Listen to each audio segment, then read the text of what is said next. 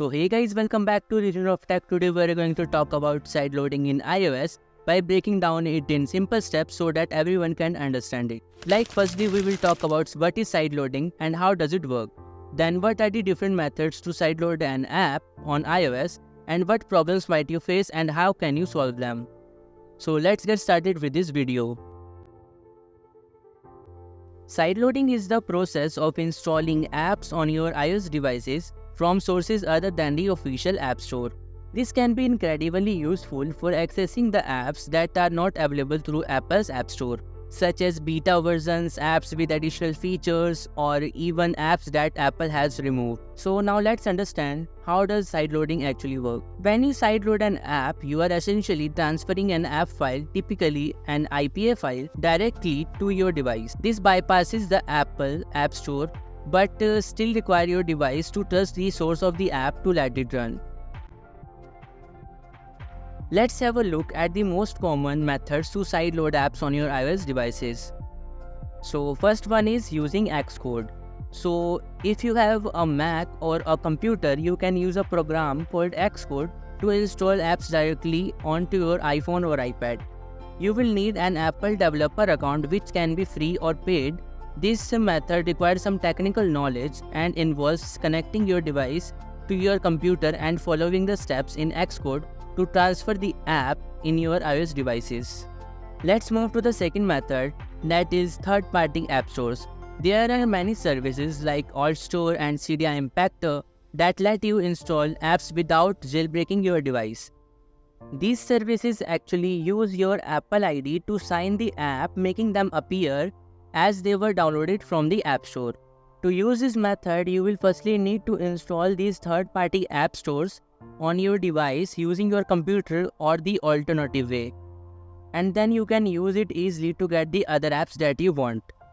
Let's move to the third method, which is my favorite and the easiest method to sideload apps on your devices. And that is using enterprise certificates. We can use these enterprise certificates to install apps outside the App Store using different installers like eSign, Scarlet, and etc.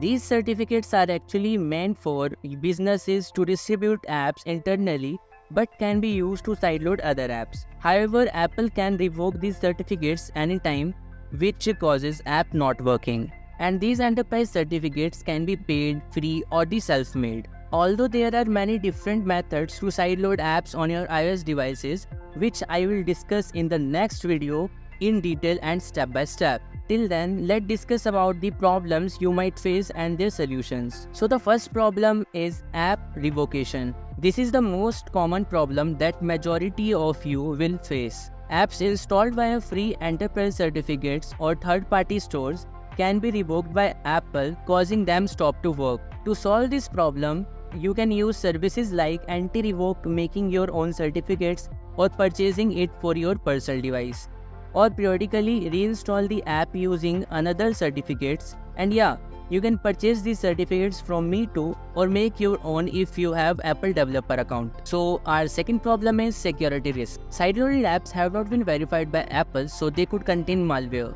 So to keep your device safe and secure, always download the apps from trusted sources, which I will discuss in another upcoming video. And yeah, although Apple security is very strong, but still consider using antivirus software on your device. Our third and the biggest problem is limited app availability. Some sideloading methods have restrictions on number of apps you can install. To work around this, you can use multiple Apple IDs or prioritize the app you need the most. Our fourth problem is technical difficulties. Methods like using Xcode or jailbreaking requires a certain level of technical skills. If you are not comfortable with these processes, consider seeking help from online tutorials, and also you can take help from your friends, those who are good in tech. In conclusion, sideloading on iOS opens up a world of possibility beyond the App Store, but it comes with its own set of challenges. By understanding how it works and being prepared for the potential issues, you can make the most of the sideloading safely and effectively. So thanks for watching this video. If you found this video helpful and gain some knowledge from it, please give us a thumbs up, subscribe to Region of Tech, and hit the bell icon for more tech content. So I will see you in the next video. Till then, bye and stay safe.